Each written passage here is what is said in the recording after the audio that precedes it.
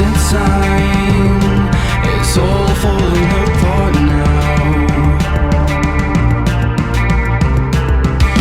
'Cause we were doing fine until you messed it up now. I hate you, you hate me. Let's set fire to the street. We ain't going away. We ain't going away. I hate you, you hate me. And we ain't going away. We ain't going away.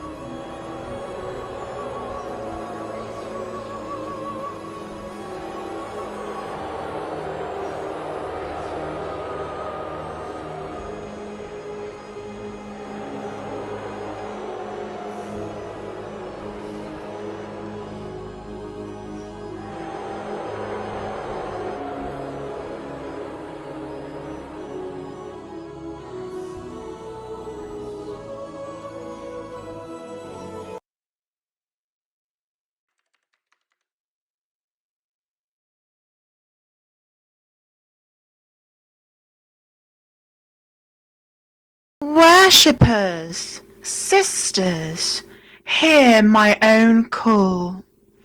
The moons has passed. The time has been finally here in the time we've been wanting. As the thriving moment of the battle for the Concord is now upon us. To mine own delight, I am to please thy words to your ears that the tournament is now under operation. But mark my own words, the FPW shall still remain victorious over the FWPWF. I mistake my words. Mistake I may make, but mistake not, for I am aware of Alison Danes's well-being. The poor child amongst the fray, she dove into the misunfortunate events and perished in the wrath that is the Banshee and the nightmare that is blood red. Which now brings to my attention on the questionable loyalty that lies with the Red Nightmare or Samantha Foxy, whichever thy name she believes to be. Her loyalty is vital to the Banshee. I must know the position of where her loyalties foresee, as that answer remains yet to be answered. I hereby declare an audience with the Red Nightmare herself. Come forth and bless us with your presence, Red Nightmare. With my trident. Well, ladies and gentlemen, you heard it. Banshee come out here with a mic and is, well, I guess we're going to be answered. She's calling out Samantha Foxy. I've come to face my message, the fight of faith, the will to carry on. So feel my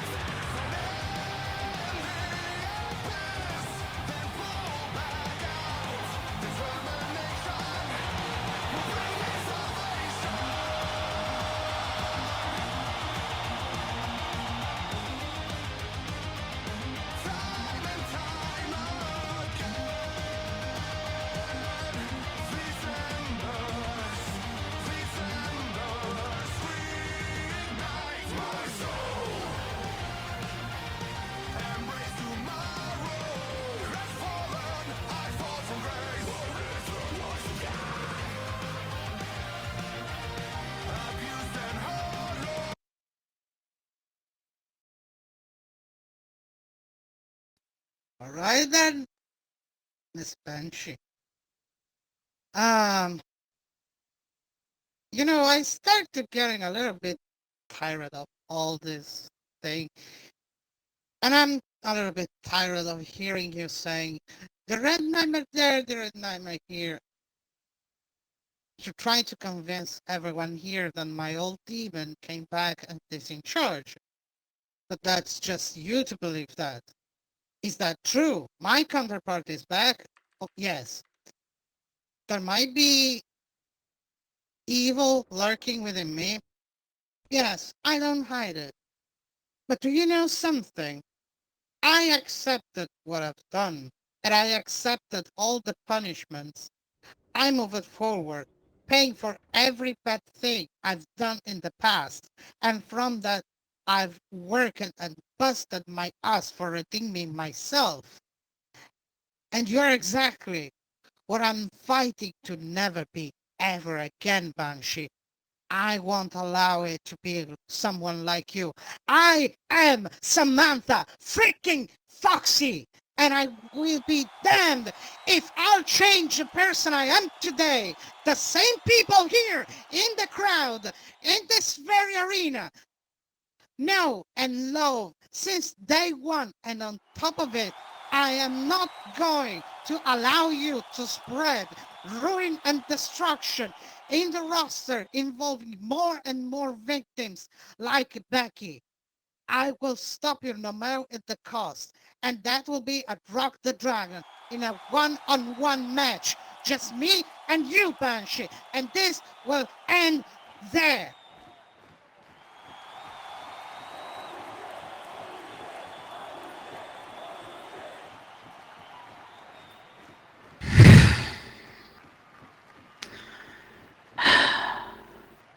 So you favor humanity? That momentary flicker of hope. This, unfortunately, displeases the Banshee Queen. That the pathetic remains in thy pathetic corse known as Samantha still holds the very vessel I see before thy eyes. Thou hast falleth amongst the filth such as Becky, and no matter the cost, thou, Samantha, shalt not disrupt my own plans of purging the Federation that I seest fit. The FPW is plagued by the likes of you. The likes of you that I shall purge on the very night that you speak at Rock the Dragon. The counterpart yonder's the Red Nightmare, Samantha, shall finally break free from thy wicked-minded that you are under control with, and at Rock the Dragon, thou shalt finally be cleansed. And Samantha Foxy shalt beest no more, but a faithful and unapologetic reminder of what is yet to come. For the rest has fallen behind you. Rock the Dragon, must it be, Samantha?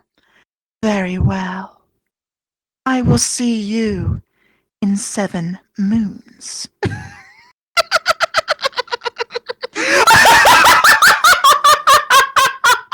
Plague upon thy house!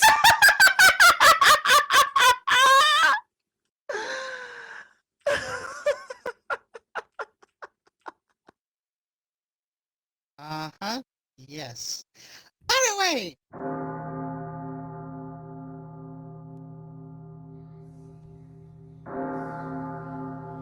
You are a special kind of excuse me, student. excuse me. Hi, Katie. BK, I hope you don't mind if I will be on commentary together with you. Oh, no, no, no. Go, please, Tonight. please, please. No, please have a seat. I was told that you were going to be out here, but I was told you had Oh, some business to take thank care of. you. Thank you. I much Well, ladies and appreciate it. gentlemen, I am joined now at the commentary table by none other than Samantha Foxy. And Samantha, you just laid the law down to Banshee, basically got in her face like nobody I've ever seen before, and basically told her we're going to meet next week and end this. I have to admit, as much as I didn't like the fact that you were siding with her for a while, but I like this attitude that you've taken towards her. And you know what? In all of that, she believed all the people in FPW or even in WPWF that I know very well, that she believed they're filth. Yep. But that's some filth. They're the blood of this federation and of this sports entertainment. Yeah. Well, I hate to interrupt you, but it looks like we have Becky coming out to the ring right now. Uh-huh.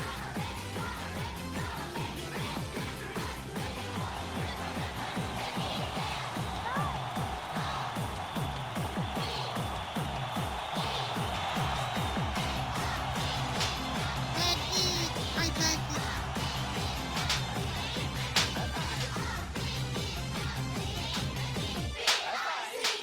She's incredibly lovely and joyful I do. I am just concerned for Becky's health, though.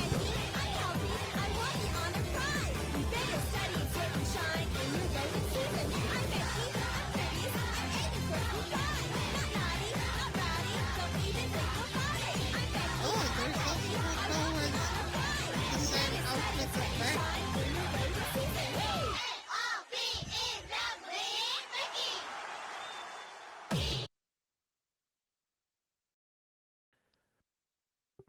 Hi everyone! Oh my god. Okay, so this is a very special edition of Fusion Pro Wrestling. As you can see, me and Brooke are here in little matching outfits. We look so cute! And we have a cheer routine prepared for you. So if you'd all like to get ready, join in. If if you know the words, I don't think you will because it's made up. But join in, have fun. Let's have a blast. And yeah, you ready, Brooke? Oh, what's wrong?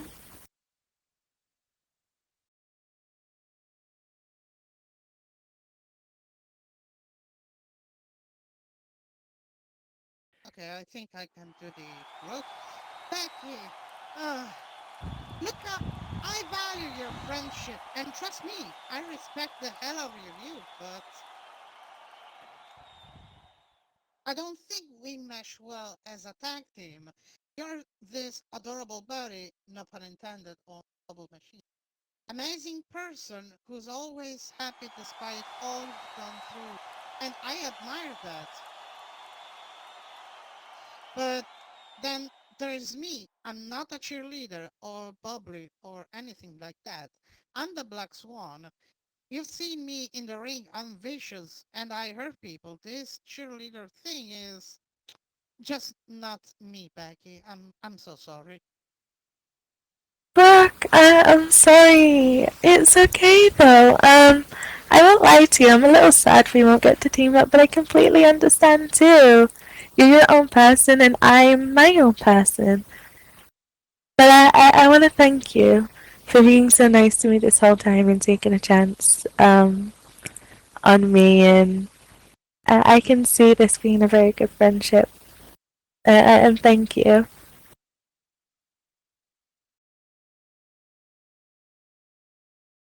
I spoke with FPW General Manager Stuart Worf when I arrived at the arena, and I asked him if I could give you the opportunity to prove to all these people here tonight and to the roster back there that you, Becky, are an amazing competitor. Which is why next week at Rock the Dragon, Brooke Owens versus Becky in a friendly exhibition contest. No funny stipulation, no animosity, just a good old wrestling match between two friends who respect the hell out of the other. What do you say? While under the circumstances, it probably seems odd because we've sort of developed this friendship. I understand and thank you for giving me that opportunity. I accept. Let's have a friendly one-on-one at Rock the Dragon. That sounds like a great idea. However, I'm gonna leave you to it because you've got a match. I'm sorry you have to wrestle in this outfit. No, I know you're not into it. I'm really sorry. But good luck in your match, and I'll see you next week. Bye.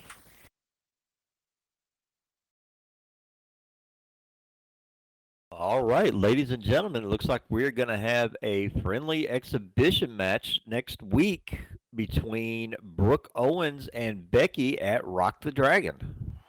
Oh yes. Well, we actually have a match coming up, and our first competitor is in the ring right now. It is the Black Swan, Brooke Owens, at a height of 5'6", 130 pounds, hailing from Orlando, Florida. And we are waiting on her opponent, who hails from Lisbon, Portugal, at a height of 5'6" tall and 163 pounds, Allison Danes.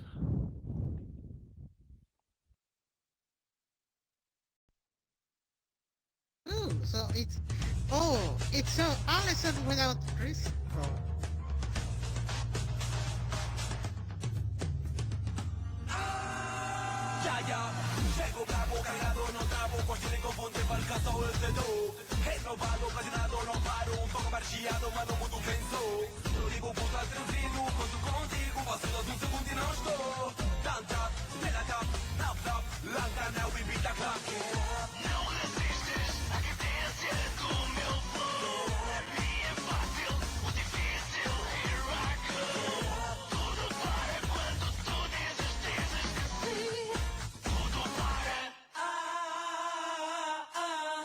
Quero ver esse feeling, só tu podes dar.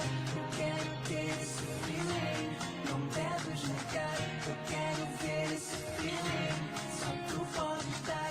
Eu quero ter esse feeling, não deves negar. Eu quero ver esse feeling, só tu podes dar. Eu quero ter esse feeling, não deves negar. Eu quero ver esse feeling, só tu podes dar. Eu quero ter esse feeling, não deves negar.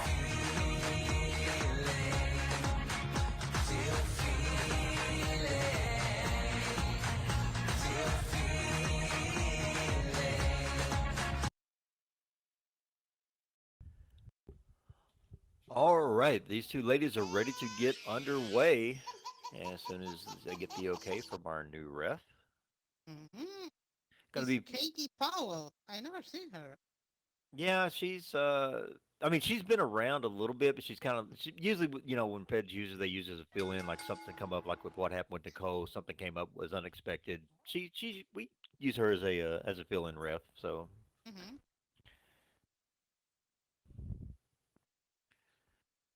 and Brooke is kind of confused, asking Allison why she's being nice.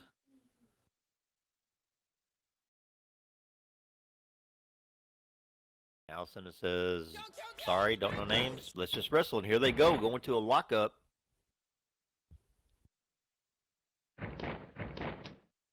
Allison comes up with a nice wrist lock. And it's countered with the wrist lock backflip and into an arm drag by Brooke. Both women using the ropes for momentum come off at each other. Brooke rolls under a clothesline.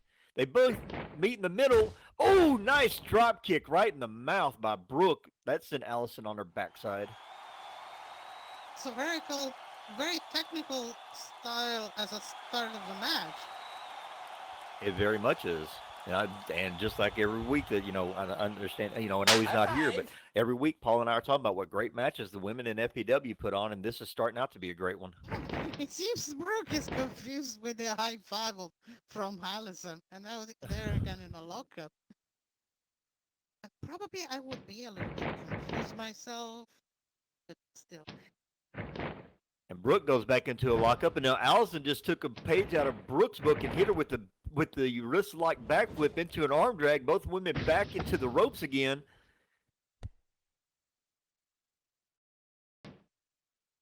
Oh, Allison comes in and unexpectedly catches Brooke with the momentum with the bear hug. Brooke shoves her off. Oh, comes back and catches her with the leg lariat. Vicious leg lariat from Brooke. it is like she said. She's not going to be funny. She's not going all creamy and such. She's going to hurt. And Allison's telling Brooke, okay, okay, I get it. And Brooke's a little bit confused, but Brooke stays on her opponent, throws her into the corner, backs up all the way across the ring, coming in with a full head of steam and catches her with a back elbow and then catches her with another Enziguri type kick. And then catches her with the cannonball. Brooke is on a roll right now. That was really painful. Oh, that wasn't good. Now Brooke goes Going in for the first pin. 1, 2, and nope. Oh, just a 2 count. Yep, just 2 count. Allison's not done just yet, but Brooke is definitely doing the right thing, stand on her opponent. Oh, and Allison starts to get up and catches Brooke with a leg sweep. It's been a completely caught out of surprise. Seems.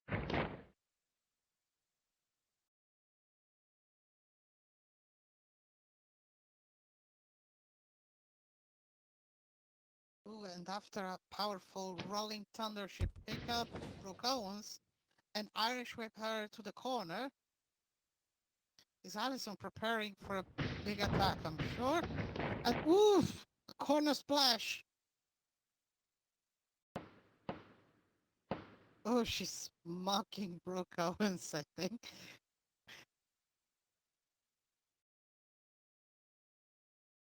I believe Brooke won't appreciate that as soon as she will recover. I got just that feeling, you know. And the meanwhile, Allison is picking up a Brooke Owens again, dragging to the center of the ring. Oh! Going for a small package. One. It's only a 1 count.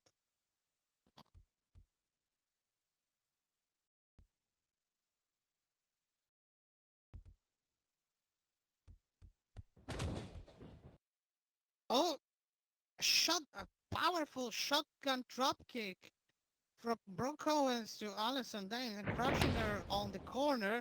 She's running. Oh, and a Yakuza kick. Pick her up and possibly now she's pushing her to the corner and a monkey flip.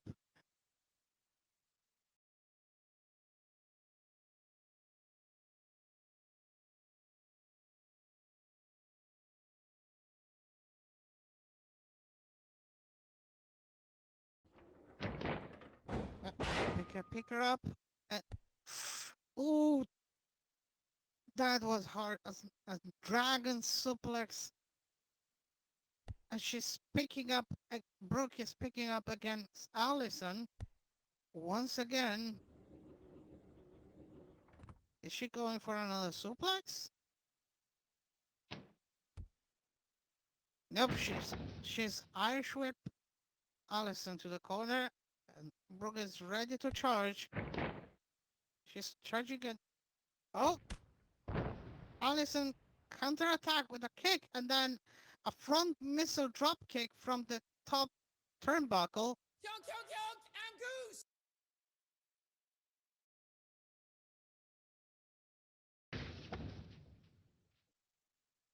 And Allison, she's jumped to the top rope. She's waiting for Brooke Owens to get up.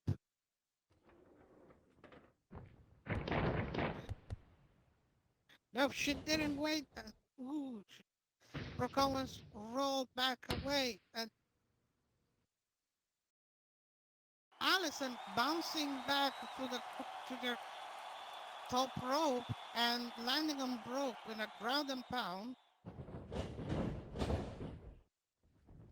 She's gone for the pin. One. Again, a one count. Just one.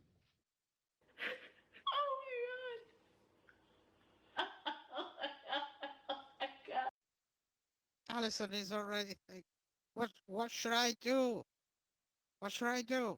Now she's calling Brooke Owens to get up. He's gonna be ready. This could be it. Nope. Brooke is missing. Oh, and that knee express right to the back of Allison. Ooh, that that that was really painful. Yes. Now it's Brooke dragging Allison to the center of the mat. And she's locking in the Indian death lock.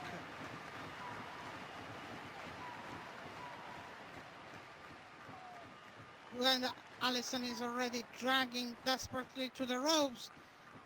She got to the ropes.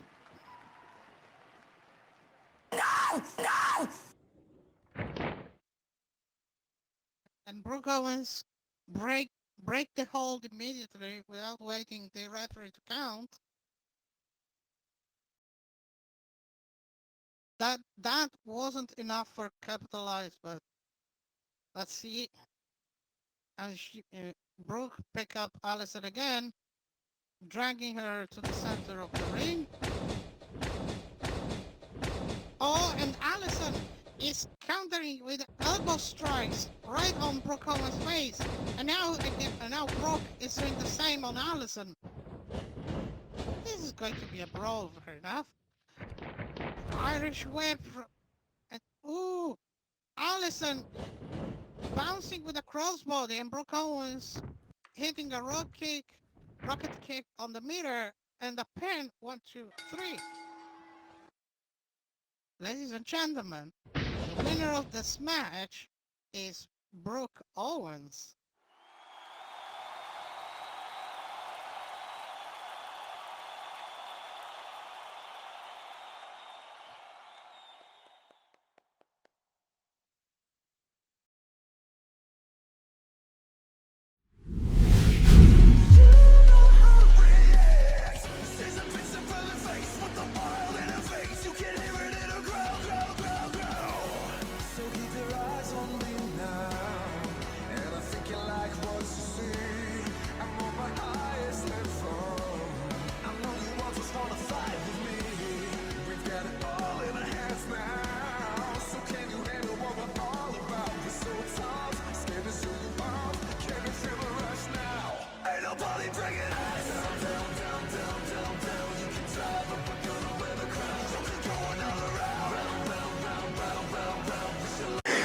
Alright,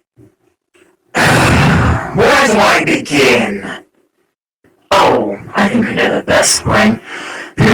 So, last week, it was quite an eventful match, in my opinion. But, one thing led to another, and of course, good old Kane decided to go all out brawl on me, pop it all out on Nick. Once again, we're left here at a tiebreaker. Again. Seriously, can we not just have one normal match where we actually have a winner? For the love of God, please. But one thing that is really ticking my circuit right now. Nick has a lot to say about the fact that I took all of the match to myself. I call absolute bullshit. So let me explain this to you. How exactly can I claim all of the time in the ring when I am the 2-on-1? Explain to me that, Nick. And also explain to me why you don't have the balls to say it to my face, and you have to say it on Twitter. Do you have virtual balls? Is that what it is? So why don't you just make it a lot more easier and explain why you're so pissed at me, Nick? So why don't you come on out here and give me what for? Activated.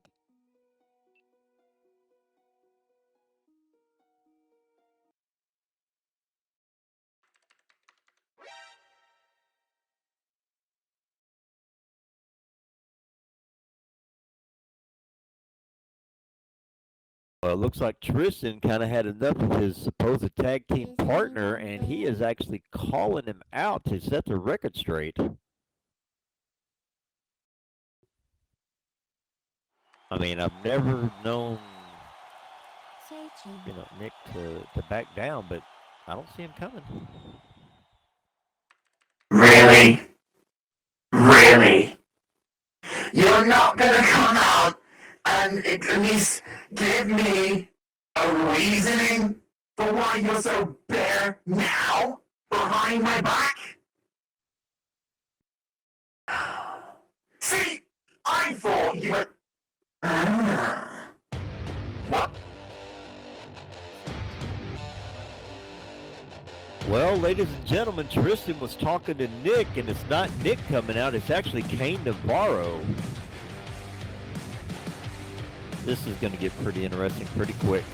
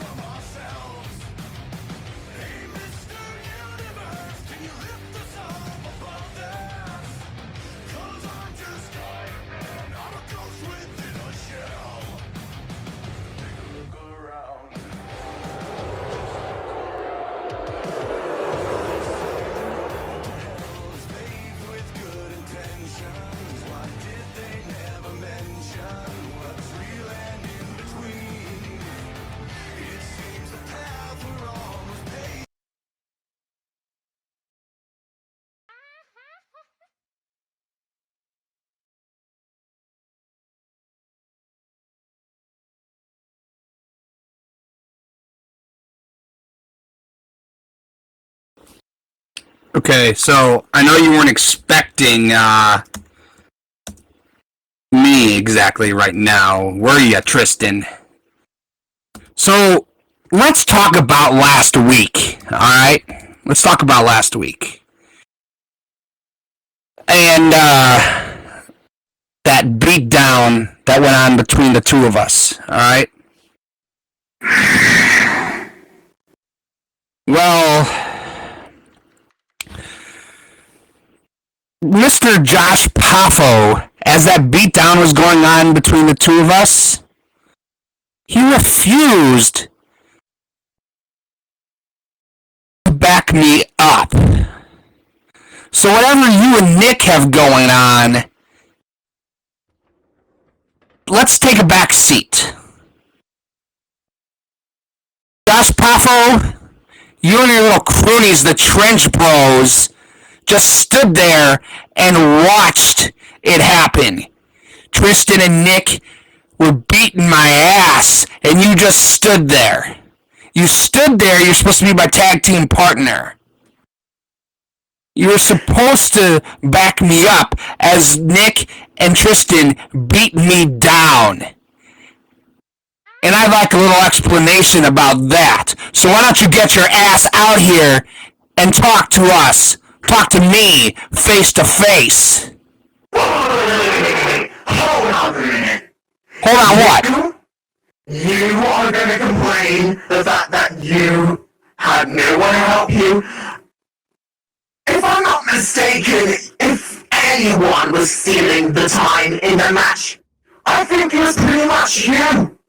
Because didn't you tag in Poffo for a few seconds and then tag him right out again? I'm pretty sure that's a bit of a hogger, if I'm not mistaken.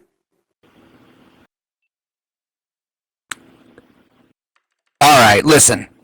I know you have a beef with me, you have a beef with Nick, and you probably have a beef with Poffo. Alright? Mr. Cyberpunk bottom bitch. But I have a way to settle this. But let's get Poffo out here so we can talk to him too.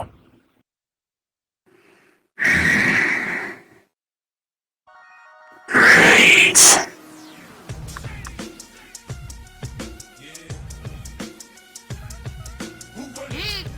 Speaking of the devil,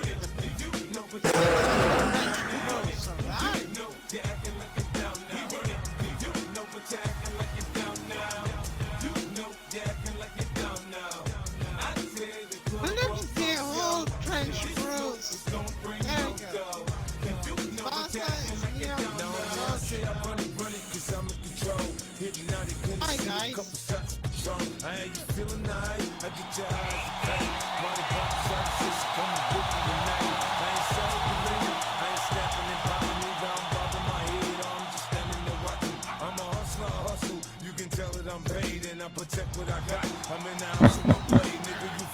Okay.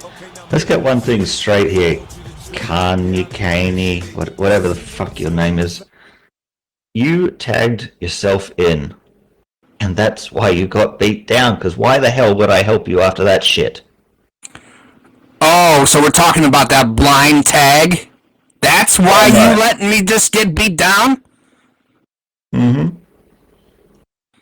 I should have figured it was something dumb and stupid and just some lame-ass excuse on your part. Goes to show, just typical trench brother. Typical. You fuck That's what I us said. over, we fuck you over. That's how it works. You fuck everyone over. Damn right, because they screw us over. We don't start shit. We just, finish it.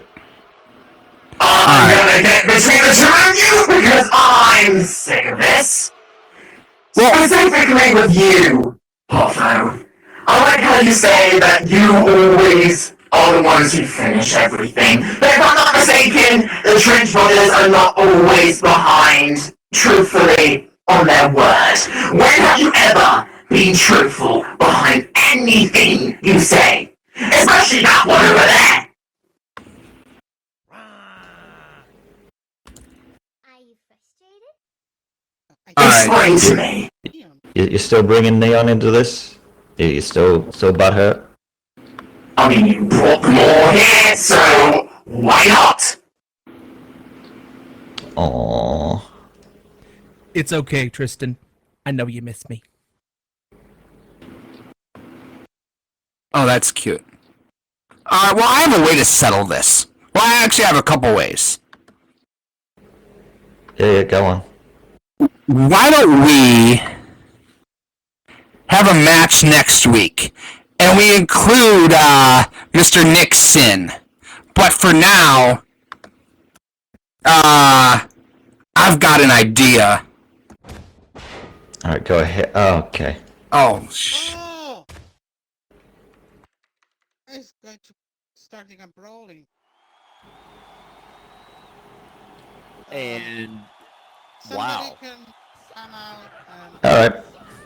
settle that thing. Speaking of which, BK, don't we have a security for that? I guess not. Right now, Tristan and Yeah, Papa are brawling. going. Go ahead. Nice. I just say, yay for brawling. You know what, Boz, it doesn't matter if it's fair or not. You guys are gonna do what you want to do anyway. So there's no need to even. Yeah, whatever.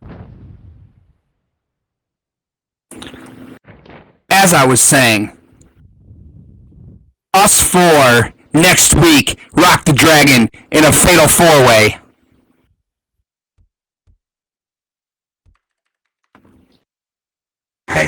Hey, Kate. Your time to talk is over. And Neon just jumps up and says, "Time for talking is over." Tristan and Kane is in the ring. Papo recovering from that wailing, and now Okay, once again we have got chaos ensuing here at FPW. Tristan just levels Kane with a drop kick. Tristan gets up while Papo's sitting over here using the ropes to keep himself from falling down again. Oh, and then Tristan comes in and knocks Papo over the top rope with a huge boot. Papo landed on Neon. Boz is over here trying to give him some assistance, like he's checking on him. Tristan is actually stalking Kane, and Kane, Kane goes sliding out of the ring. As per usual, I have the high ground. Kane, Potho, and Sin, I'm going to say my piece now, and I humbly agree to this fatal four-way. Now I've spoken.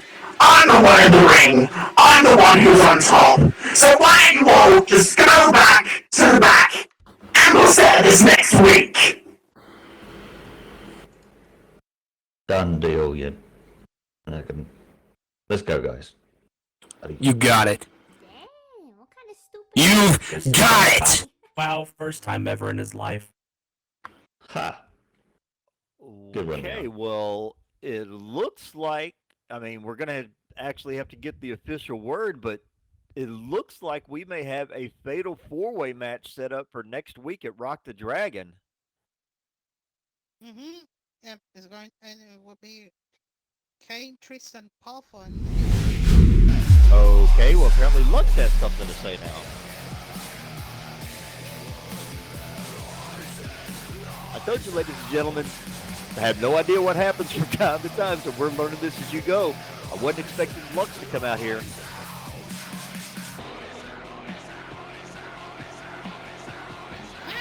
Lux has a microphone, so perhaps he has something to say before the match.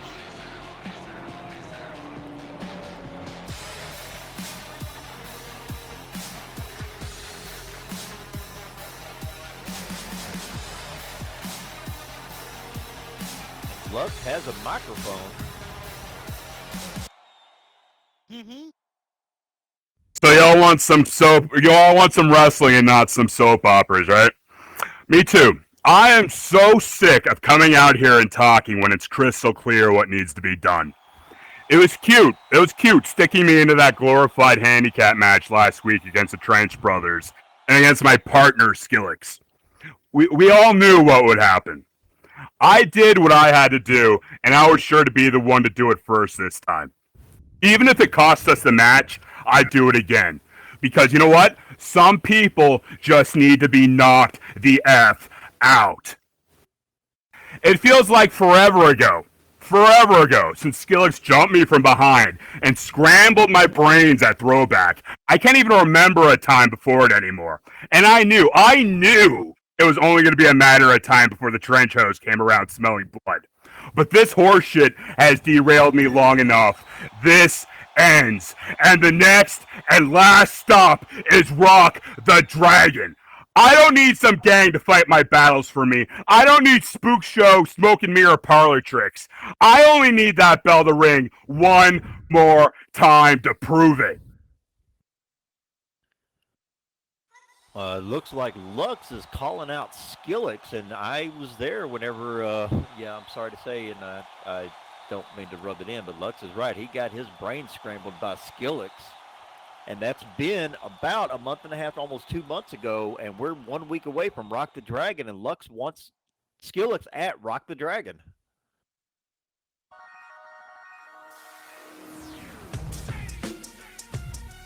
Okay, he calls for Skillix, and they'll... Again?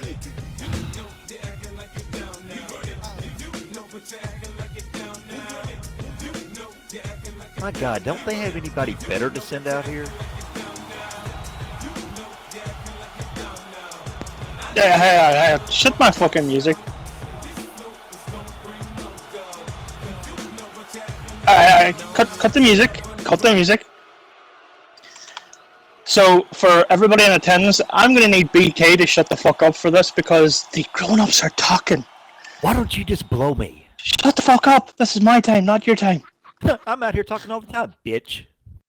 Look, you talk about a handicap match last week. You know what?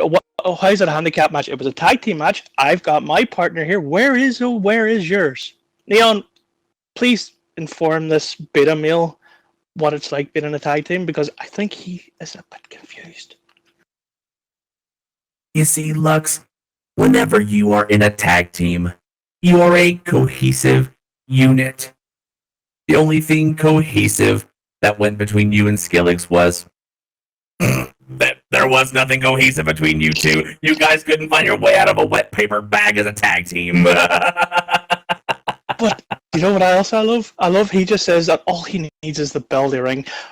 Boy, I have been in this game for 10 years. I'm always going to be better than you. You've only started making waves. I've been a legend. I've invented moves. I have invented a style that people literally rip off every single time. And you talk about all you need is a belty ring. Junior, if I get in that ring, I'm just going to embarrass you. So I'm going to tell you right now, Let go your back to the balls Indies. drop before you call me Junior again, Bono. Oh, Bono. Oh my God, I'm so hurt.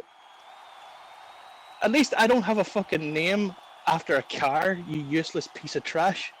Did you spend all night writing that up? I don't need to. You're literally ripping off a 2013 Baza Winlow look, so what the fuck's your problem? I mean, would you rather be called Lex Tulsa again? I'm sure that can be arranged. I'd call him Lex Trash, but, you know, that's me. Big talk. How about you get in the ring and say that? I don't need to. Son, I don't need to get in there and embarrass you yet again. You just like to run your mouth about me, but, you know, as far as I know, your mate Skillix there kind of just knocked 7 Stages of shit out of you last week. In fact, you know what? I would love him to come out right now and just smack 7 Stages of shit out of you again. You know, I would go buy us both popcorn just to see that right now. No, I would literally just go and take BK's job for an hour. Nice. You can try to take the job there, bozo. Here's that Edward Furlong motherfucker right now.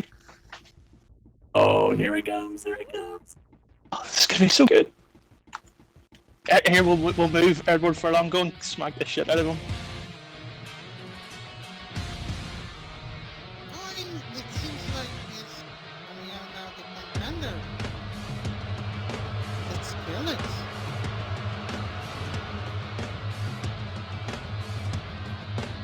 Get out of the way, it's Edward Furlong. It's Edward Furlong, get out of the way.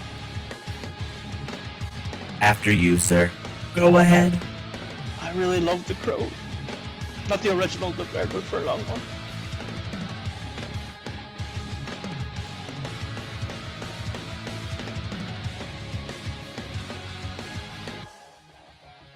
Chris, why the fuck's he eyeballing me now? I didn't do fuck all. Look, Edward, I'm a fan. I loved you in Terminator 2.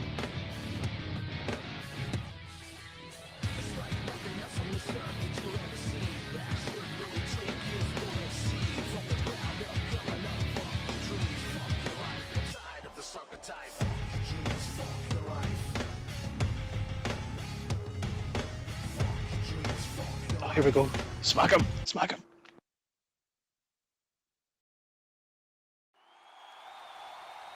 Oh, here he comes. Here he comes. I think he's gonna smack him. So you want me again, Alex? Is that what you're saying? Did I stutter? Okay. I think he kind of So, did. let me just inform you real quick here. In the past, you never beat me one-on-one. And here in FPW, you still didn't beat me. I dated you out. Prior to that, I sent you to the hospital. For the record, I accept your challenge. Now, for these Good two, man, Edward. Good man, for Edward. these two, What about us? I didn't do fuck all. oh, you got something to say, Buzz? Yeah, Edward, I do actually. Okay, go ahead, speak up. Come on, don't stutter. You know what? I just see one beta male and one Edward Furlong. How about next week at Rock the Dragon? We throw me in and I'll just show you both what it's like to fucking be a champion because you two don't seem to have it. Oh, okay. Well, let me just inform you on something. You seem to hang out with a vibrator, a walking, talking vibrator, and that's fine. But make one thing clear in that little head of yours. I am going to hurt you. I rock the dragon. And I would think about turning your back on me again, Skillix. Oh, I got you, Lex. Let's go. Don't worry. This is comedy fucking gold. Oh, I know. I'm gonna go be a vibrator and go, make sure someone else enjoys me instead. I'm gonna go watch Edward Furlong and the Crow. Just no aspirin or ibuprofen. Nice.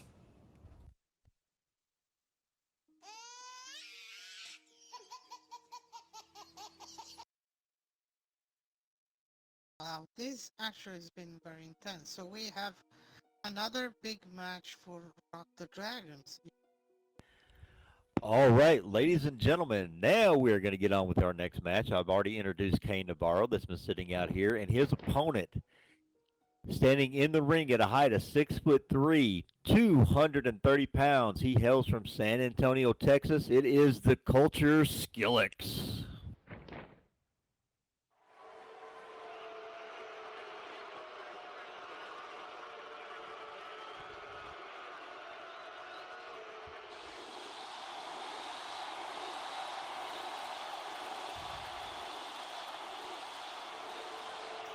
It doesn't seem actually the crowd is very much.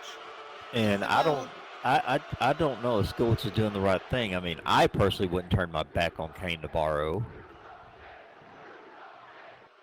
But Skillix is confident. Yeah, Finally turns around, and Kane actually charges across the ring. He gets on Skillix and hits him with the ground pound. The bell hasn't even rung yet. Katie Powell, our fill-in referee for today, who's doing an awesome job. She's already thrown her hands up in the air, and I'm not going to repeat what she said, but it's kind of like so anachronistic from Skillix to giving his back to Kane, and it's something that we actually, most of us know, that never give the back to your opponent. yeah, and Katie finally got Kane to back up a little bit, but I don't know. Kane, pretty much throwing his hands up. I didn't do anything. The bell didn't ring. I didn't do anything illegal. Which, I mean, I hate to agree with him, but he's right because the bell hadn't rung, so it was nothing illegal. Yeah. And Kane rushes right past Katie and gets right over in the face of Skillix and catches Skillix with a hard corner splash. And here Katie is not happy right now. Kane goes in and is mudhole stomping right now. He's doing what we used to say, stomping a mudhole and walking it dry. Culture hasn't even had an opportunity to even get ready for this match, and Kane has already gotten the upper hand. Katie says, ring the bell. Let's start the match.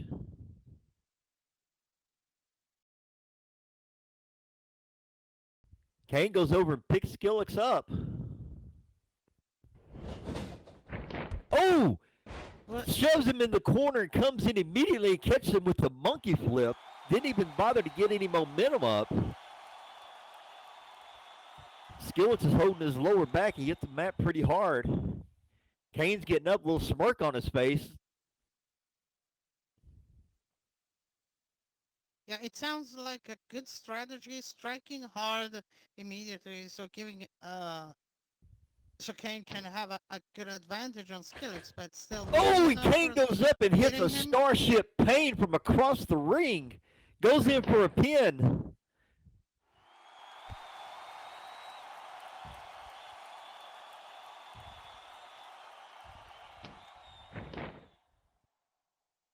One, two, and ooh, that was close. I mean, yeah, I agree with what you said there, Samantha. The fact that it is a smart move on Kane's part, because Skillix is a veteran and he has been in this ring for a long time, a lot longer than Kane has. Come on, ref. What are you doing? Count to 3. Oh, come on. And now arguing with the ref. Not a wise strategy. Katie's letting Kane know that he got the shoulder. Kane goes in for another pin.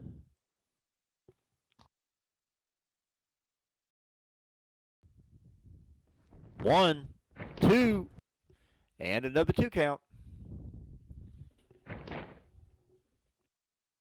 Yep, Skillix will need much more just than that for the final 3? Really, Katie? You know how to count past 2?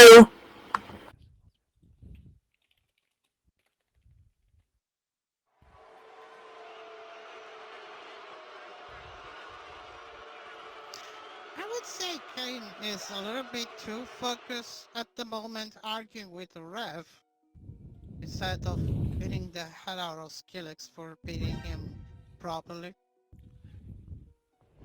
Just saying.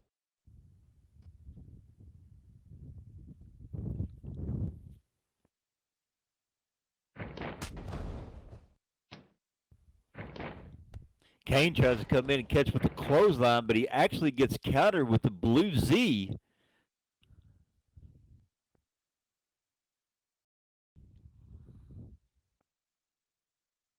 Katie's asking Kane if he taps.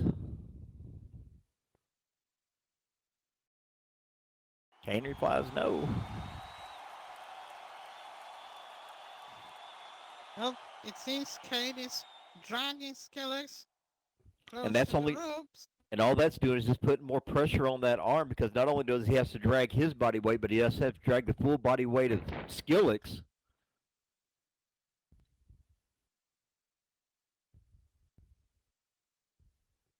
Kane gets over into the ropes. Katie's right on top of it, tells Skillix to break. Skillix pretty much breaks right away.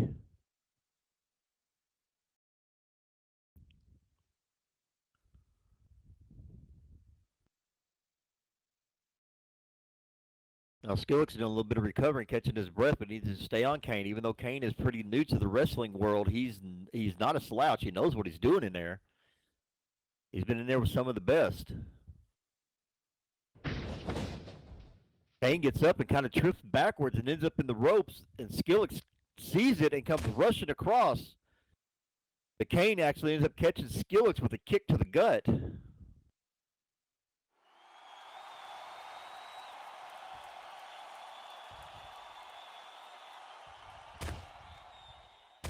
Kane's coming in and catching him with some body punches.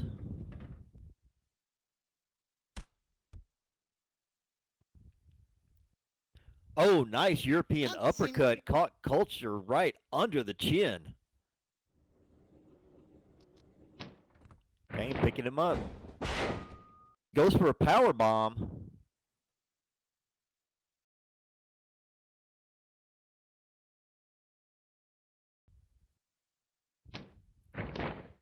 Goes in for a pin.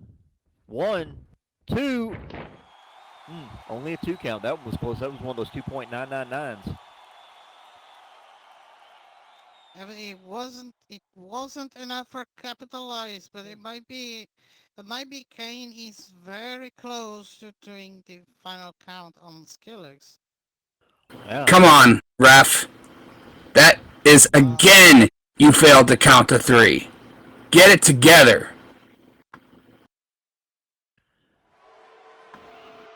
And that Can you write that out? I mean, granted, anybody that's been in the ring, when you get down there and you get the pin, you want the 3 count, and the refs are good, and Well, I mean, BK, if the ref, the word of the ref is law on my opinion.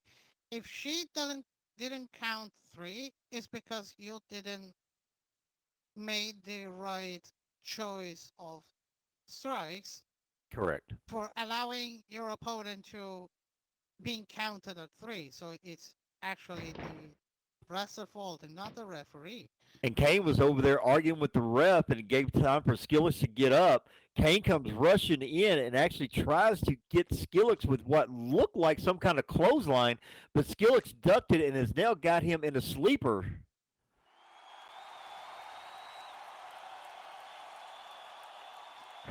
Katie is checking Kane's. Oh, he goes down to one knee. Oh. She's checking him. Looks like it dropped once. If that arm drops 3 times, he's done. Up, Kane's back to his feet. He's not done just yet. He's got some fight left in him. Yeah, he's not giving up, but Oh! and he gets caught with. That was painful. And Kane just caught him with a modified jawbreaker. Skillix is seeing, well, in his case, it'd be seeing blackbirds right now. Kane catching his breath and trying to get to his feet.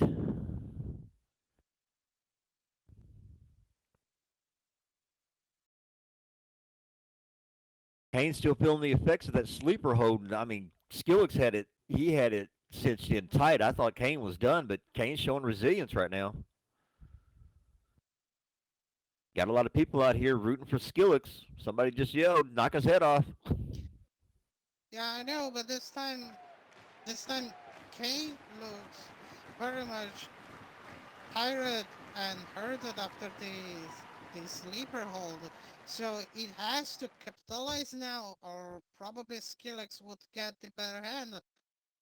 And Kane goes over to that high risk, high reward area. He's up on the top turnbuckle, comes off with the moonsault. Yeah, absolutely. I mean, that's a lot of, another man's full body weight coming on you from that high up.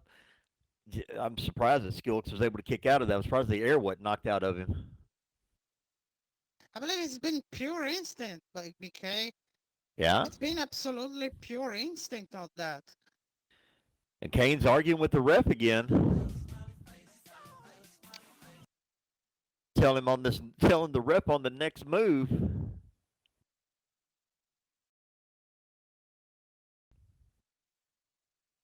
Said she better count for 3. Well, it's one of those things that if you want to count to 3, that's fine, but hold the shoulders down for 3.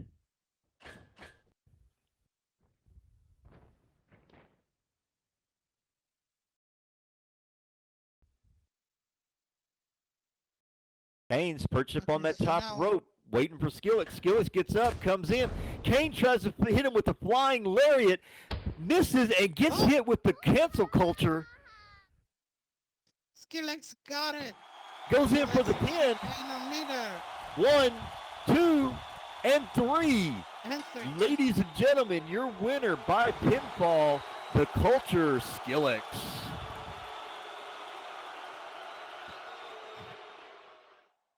Well, I mean, I guess the next move has been called as a 3. Just not for Kane, actually. I'm sorry for the pun. I'd be sorry for him.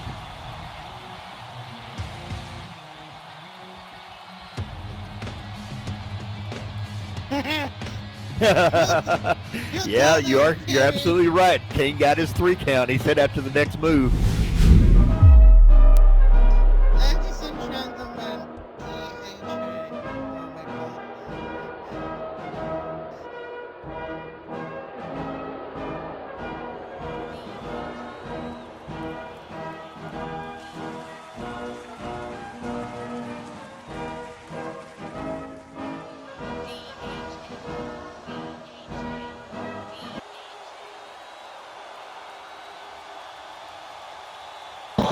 Ladies and gentlemen, my fellow patriots, and even you weak-wristed liberals, I'm out here for one reason, to explain why I wanted to help Brian Bennett. For weeks, commentary and social media was aflutter with remarks like, Brian Bennett reminds me of a young DHA. And I look at all this guy has, and it's failure after failure. Brian Bennett calls himself the journeyman because he can't call himself winner or champion or icon. Meanwhile, they continue to compare him to the only 14-time world heavyweight champion. And look, I get it. When you're looking at the benchmark in all of pro wrestling, I'm it, baby. I am the measuring stick. And after watching Bennett firsthand, trying to guide him, and his lack of respect when it came to him ignoring my expert advice, I can say that he has been weighed, measured, and found wanting. The only person here who saw it straight from the beginning was Paul Slater, a true patriot, a true American. But my own ego blinded me. I could take this worthless lump of clay and sculpt the next icon. But ladies and gentlemen, you can't sculpt with rotten material. And that's what Bennett is. Rotten to the core. A born loser. Ladies and gentlemen, Brian Bennett is coming out here. But, I see some people who are supporting DHA. He's supposed to be America, and he just quoted the movie that was set in Old England. But we got Brian Bennett coming out here. I think Bennett is kind of a little over DHA, which I don't blame him. Because if you actually go back and watch the videos, which can be found on KC King's YouTube site, you will see that DHA has actually been the reason why Bennett has lost. We also have our own, and there are also the recordings of the trip. And yeah, I agree. Because the past 2 weeks, Brian has had the match in hand, and he wants to go for the pin, and DHA wants to do something totally different and distracts him and causes him to lose, and the DHA blames Bennett. It's DHA's fault while Brian has been on a losing streak here lately.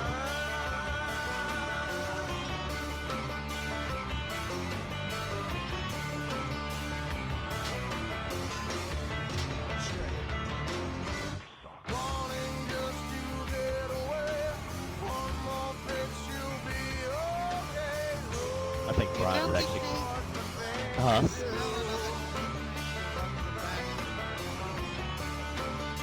like I said, I think Bennett's out here to finally tell DHA off.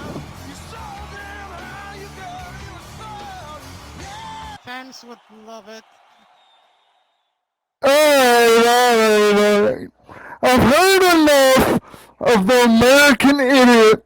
Let me just take a quick poll.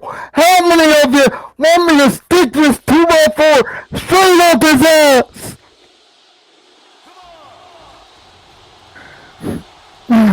Heather, if I suck, honey, you swallow. Now, getting on to the message at hand, this guy thinks that he's a 14-time world champion. You're a loser, a 15-time loser, if I've ever seen one. Mr. Legend? DHA, really? What's legendary about you? The fact that you haven't wrestled at all?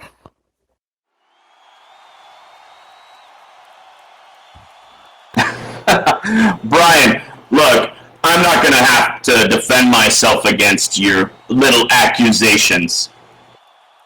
What makes me legendary is my long career, the championships I've won, the people I've bought, blah, blah, blah. Let's break it down to facts here, Brian. You're nothing to these people. You are a dancing monkey, and the British management is the organ grinder. Stop dancing to their tune. It's time you stand up for yourself and show these people what you really can do. Hold on. DHA is actually right. I'm gonna show you what I can do right now. Come here, you little prick. Whoa. Yes! You son of a bitch! I will beat your ass next week! Rock the Dragon, you man! Yes!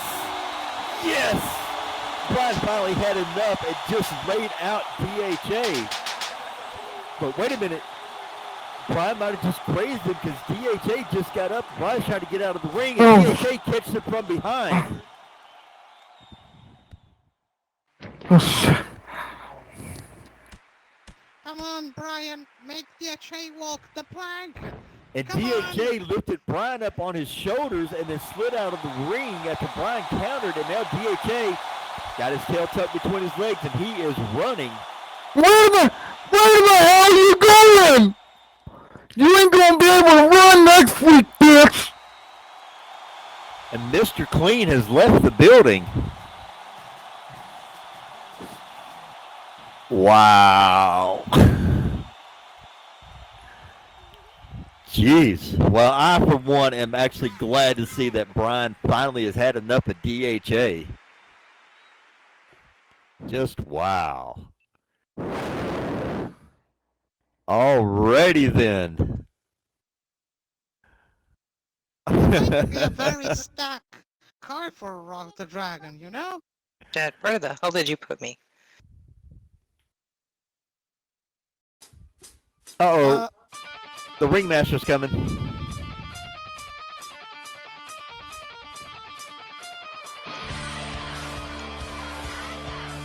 Ladies and gentlemen, in case you don't know this, Abby Tood and Joanne Steele have had a, the only way I can describe it is I can't say vicious, I can't say physical. To be perfectly honest, it has been a downright street battle. I mean, this is, something you see on movies.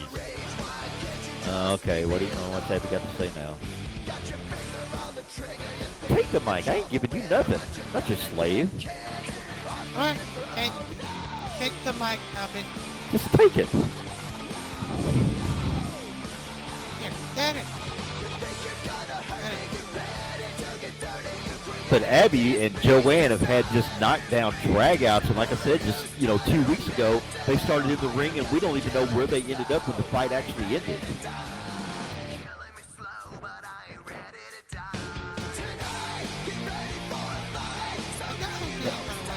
But the important question, the jockey important question is, does he belong? That's the important question. But apparently Abby's got something to say.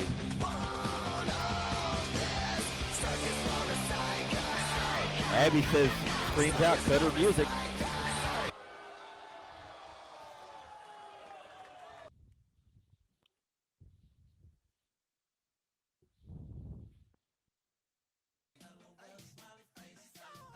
So apparently Abby, here we go. Oh, do be quiet, ladies and gentlemen, and boys and girls. It's time to listen and be entertained. Oh my god.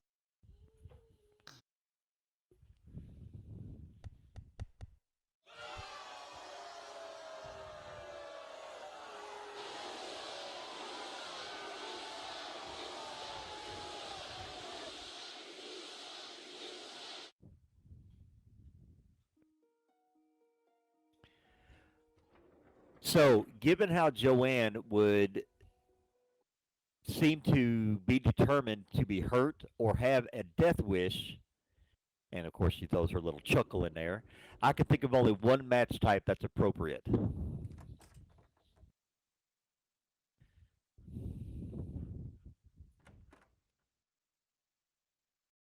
Roll up. Come one, come all. Ladies and gentlemen, the match type I present to you for Rock the Dragon will not be for the faint of heart, for it is very ultra-violent.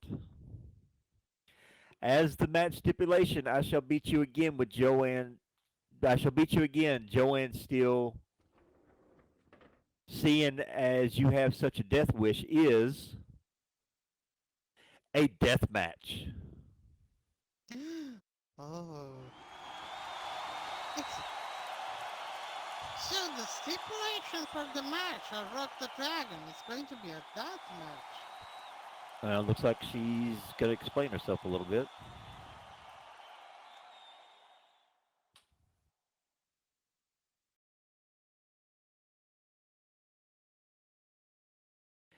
Yeah, that's right. As you seem to have a death wish, Joanne, then we shall fight in something so brutal that it will bring horrific sights. Oh, wait a minute. Hold on. Wait, Abby, pay attention. I just got word that somebody in the back is telling Joanne what you're saying, and she has actually tweeted a reply. And the reply is sent through a tweet to Fusion and to you directly that says, I accept. Hashtag Rock the Dragon, hashtag July the 8th of 2021. And she ended it by putting up a song on there by the Kinks called Death of a Clown.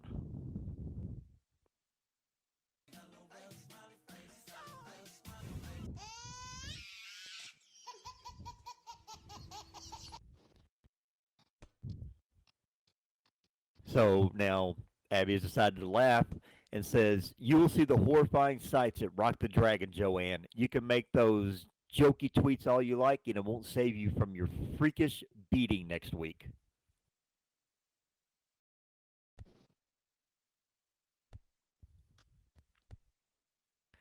So, ladies and gentlemen, it looks like we have a death match stipulation is going to be taking place next week.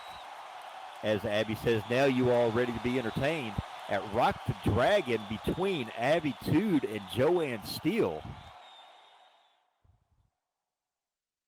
I should drop them on. Hey, they're expensive, you know. She pretty much dropped the mic on that one, but I said, "You all are here to be entertained," and she is getting ready. Wait a minute. Is Joanne here? No, wait a minute. No. No. It's Marionetta. It's Marionetta's music. Yes. It's Marionetta, the Grand Trickster. Yes. 10,000 times yes. All right. Well, ladies and gentlemen, we are going straight into our main event, and this is actually going to be a tag team event. And we have two of our competitors making their way to the ring right now, standing in the ring.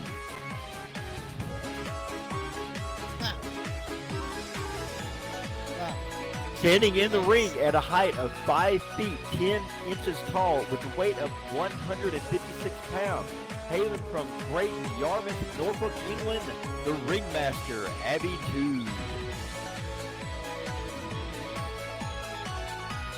And her partner, weighing in at a height of 5 feet 7 inches tall, a weight of 130 pounds, hailing from Yum Yum, Tennessee. That's funny, Tennessee. From Yum Yum, Tennessee, Marionetta, the Trickster.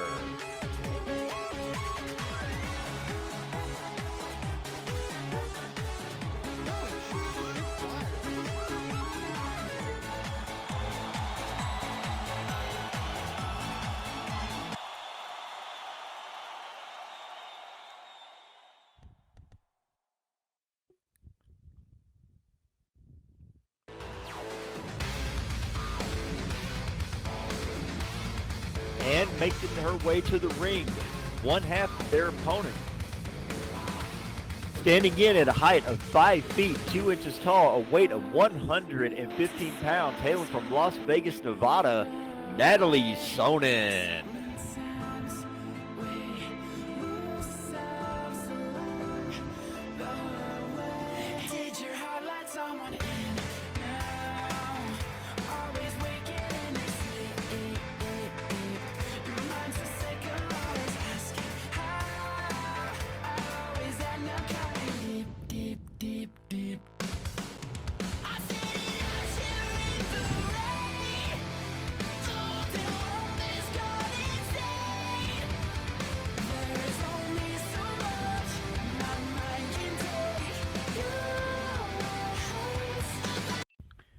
And her tag team partner, standing at a height of 5 feet 1 inches tall at a weight of 115 pounds, hailing from Boulder, Colorado, Suplex.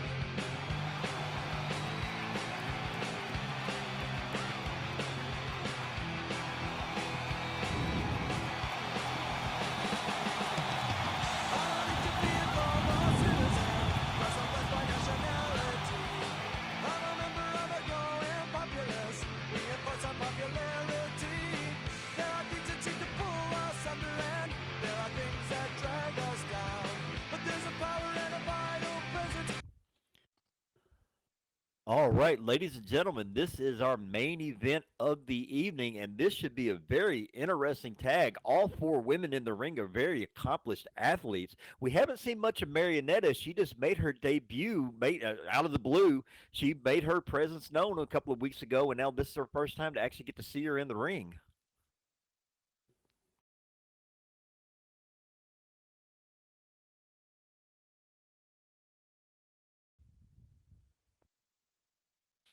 And we're going to be starting out with Abby Tude and Natalie in the ring. Abby comes running right across and catches Natalie right in the face with a big boot.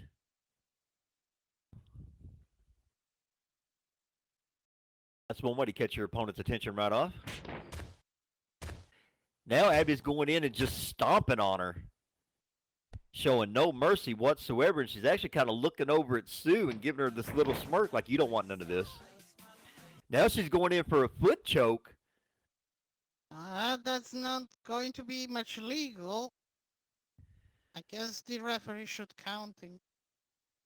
Well, ref is over there telling her she needs to stop. Yeah, but you know. But course, well, Abby's not one that pays too much attention to the rules, so she's going to go on as far as she can. Ref has started counting. She's up to 2. Counting would be more practical than just advertising to stop. She's up to 4. Abby finally broke it because as she'd been holding it when the count of 5 was reached, it would have been a disqualification. And now Abby's doing her normal showboating. Yep. Are we entertained? No.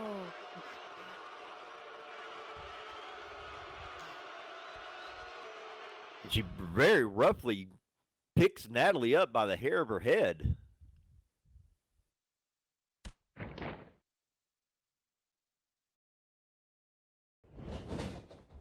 Throws her into the ropes and comes back, and it looked like Abby was going for a clothesline, and Natalie ducked under it and then comes in and catches her with a nice leg lariat.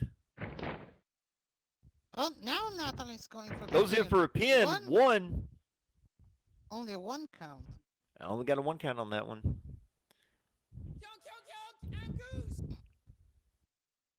Yep, it seems like Abby has underestimated her opponent. Again, Natalie probably would be more easy to beating, but that's not the case. Let's remember also Natalie is also a former champion. It's completely not an adversary to underestimate, no matter what you think of her.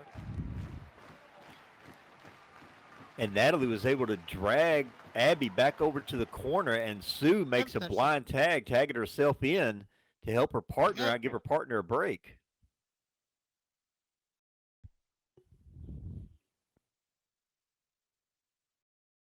And Sue comes in and immediately goes right into a wrist lock.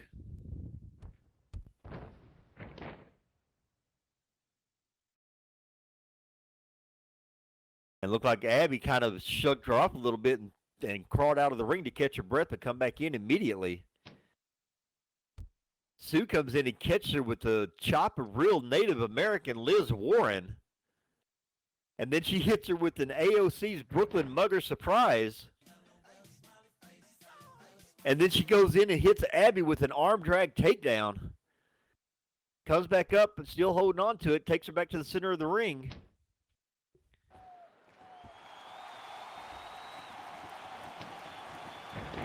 Oh, and Abby just caught her with a eye rake, and that'll break any hold right there. Then she picks her up and hits Sue with a scoop backbreaker. Sue is down on the mat right now, holding her lower back. Katie's telling Abby to watch the eyes. Marionette's down here on the floor. She's not even in her corner right now. Abby's kind of confused. I'm not sure what's going on. And Abby turns around. Sue's gotten back to her feet.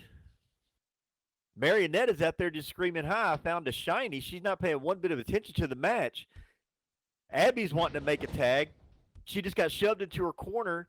Sue comes running across and catches her with the Mar-a-Lago ketchup omelet.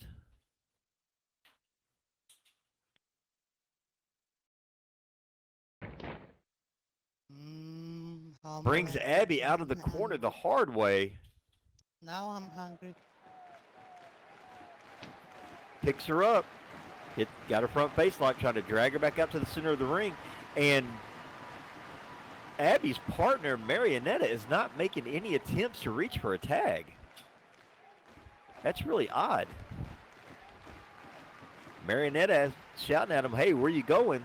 Well, she's doing the right thing. She's cutting the ring in half and keeping her opponent over in her side of over the corner. Tags Natalie. Natalie does a vault over the ropes, comes shooting across, uses the ropes for momentum, and as Sue is holding Abby, it looked like Natalie caught her with a spinning wheel kick to the back of the head.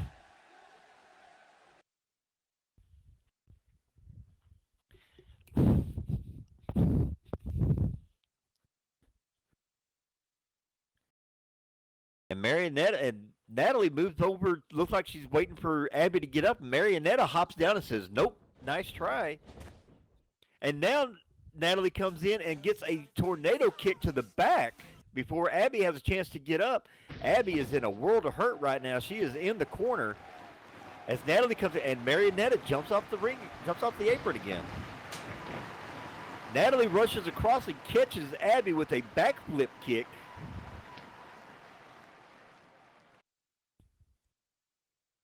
And Marionetta's just over there, well, according to her, looking at shinies.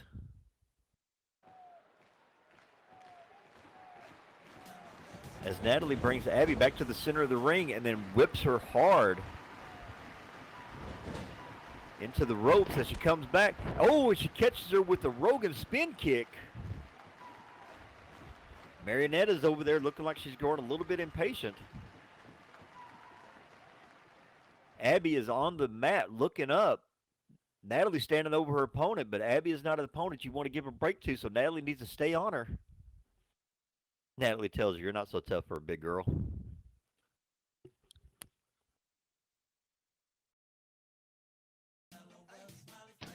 Natalie picks Abby up and caught her with another eye rake and goes right into a gorilla press. Talk about strength.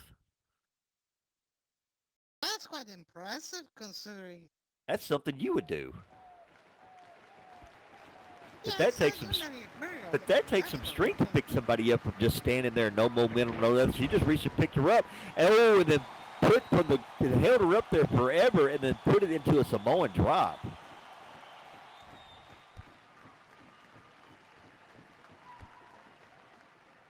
Can I give her some credit?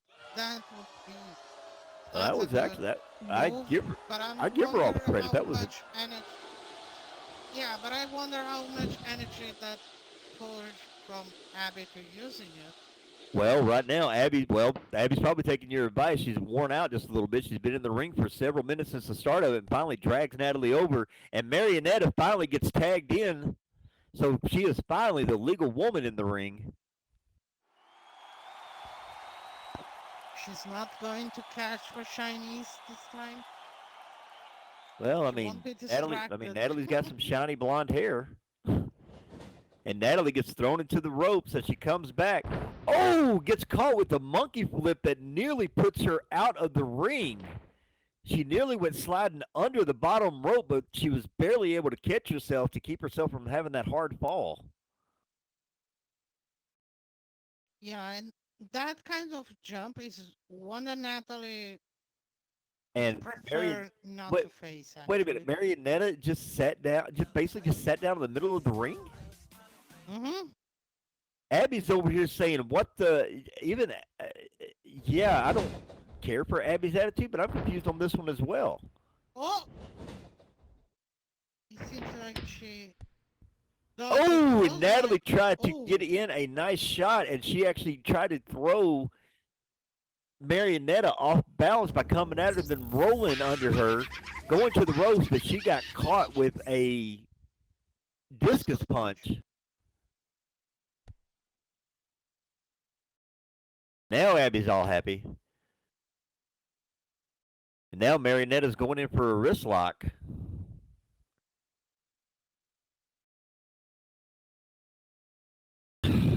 Really? I love the fact that everybody tells me to shut up, but nobody does anything about it.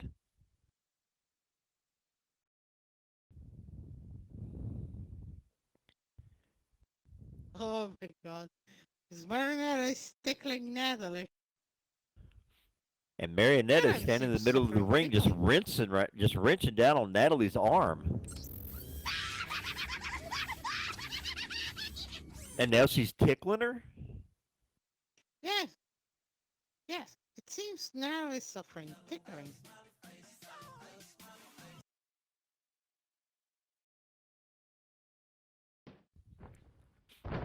And now Marionetta goes in and takes Natalie down with an armbar takedown. And now she's screaming, "Say my name." And Abby's over there saying, "Good, Marionetta," like she's petting her pet for doing something great.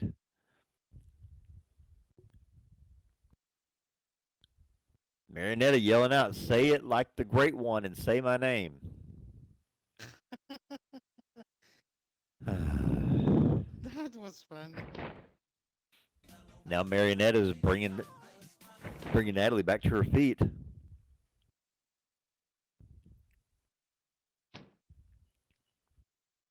Now she's gone in and got for a side headlock.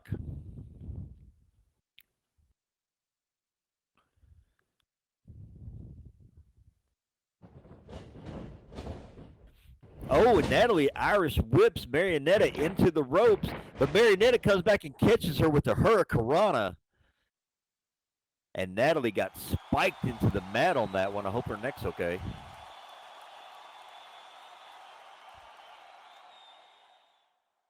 I'm sure she will be fine, but she cannot keep going with that. Probably it would be wise for her to tag it with suplex and getting some rest. I mean, considering everything, she's been in the ring for quite a while now. So probably she will need of a little bit of rest and tag suplex. And you got Sue over here that's desperately calling for her partner to come over and make a tag. And right now, Natalie's not able to answer the call, and Marionetta is just crawling over to Sue and Natalie's corner. She says she's dizzy. I guess she gave her tagging Nanny.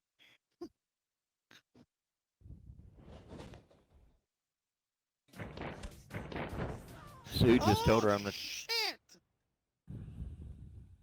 Oh shit! Natalie bolted back on the ropes, charging to Marinetta and doing.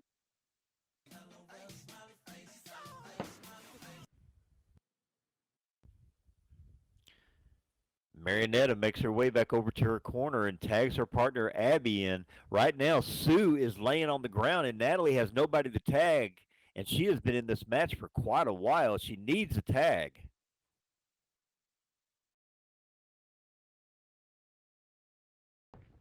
And Sue is not moving right now. Right now, this is actually a 2-on-1 handicap match. Natalie's in there by herself. And, of course, Abby starts her quite taunting. Unexpected, actually.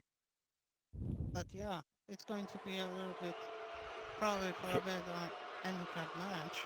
Katie's asking Sue if she's okay, but Abby comes in and catches Natalie with a drop kick and put her through the top and middle rope, and she is now laying out next to her partner.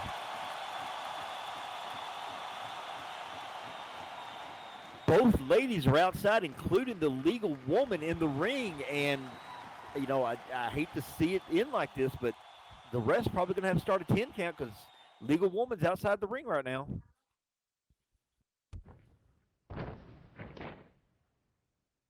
Everybody's cheering up. Natalie's finally gotten up. Ref is up to 2 right now. She was checking on Sue. I can understand the concern for Sue's health.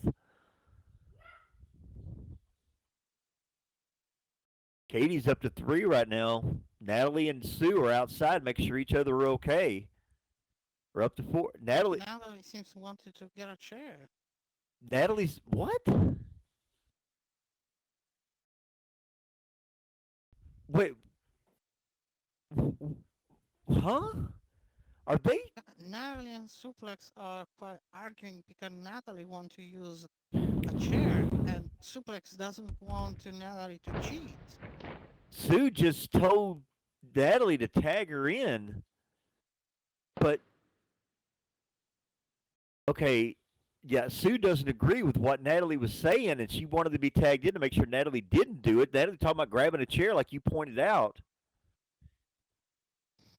Well, it seems like she's on her own now. And Natalie's a little upset, just told her partner, fine, you go do it on your own. And Natalie is now down on the ground while her partner just locked up with the larger Abby and got shoved to the ground, and she hit the back of her head on the mat.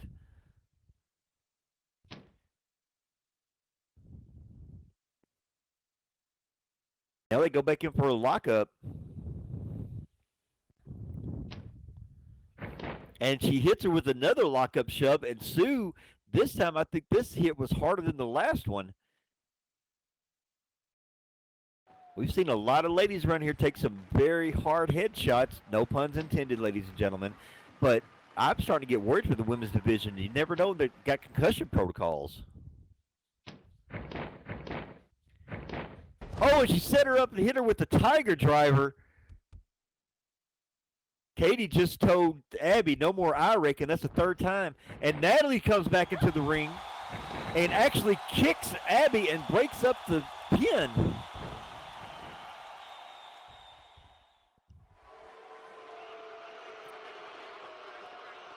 And then Natalie slides back out of the ring. Katie's like, what the heck's going on? I didn't get a chance to count.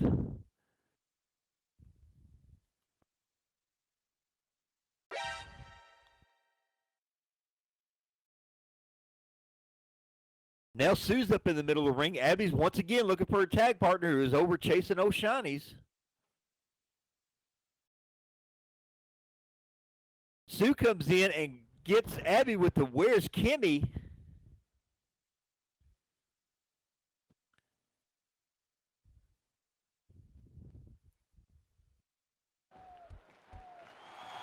Sue is stalking Abby right now. Abby is in La La Land, getting up wobbly, turns around. Sue catches with a Malarkey Madness. Sorry, got a little tongue-tied there. Picks her up and goes into a Kamala Bomb. Please tell me that's not named after the vice president. And then comes in and hits Don Jr.'s cocaine nose job.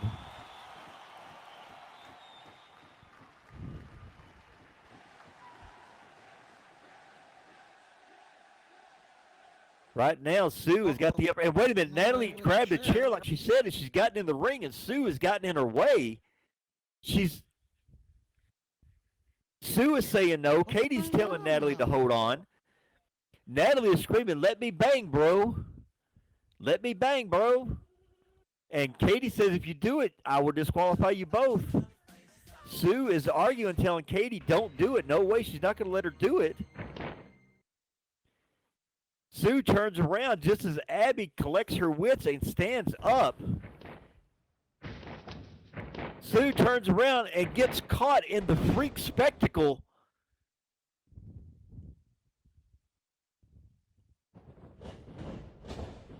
Abby goes in for the pin.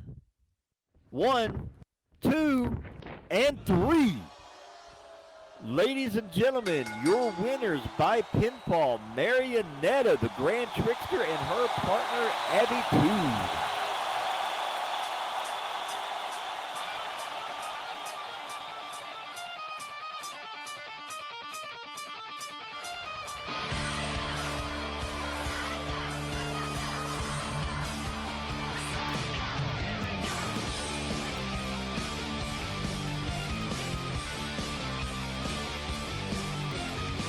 You know, if you actually think about this, that match was actually a handicap match, but it was Abby versus Natalie and Sue because her partner didn't do much of anything. I'd be careful if I were Abby picking my partners next time. And Natalie has left Sue in the middle of the ring. Abby and Marionetta are both in there. This cannot be good.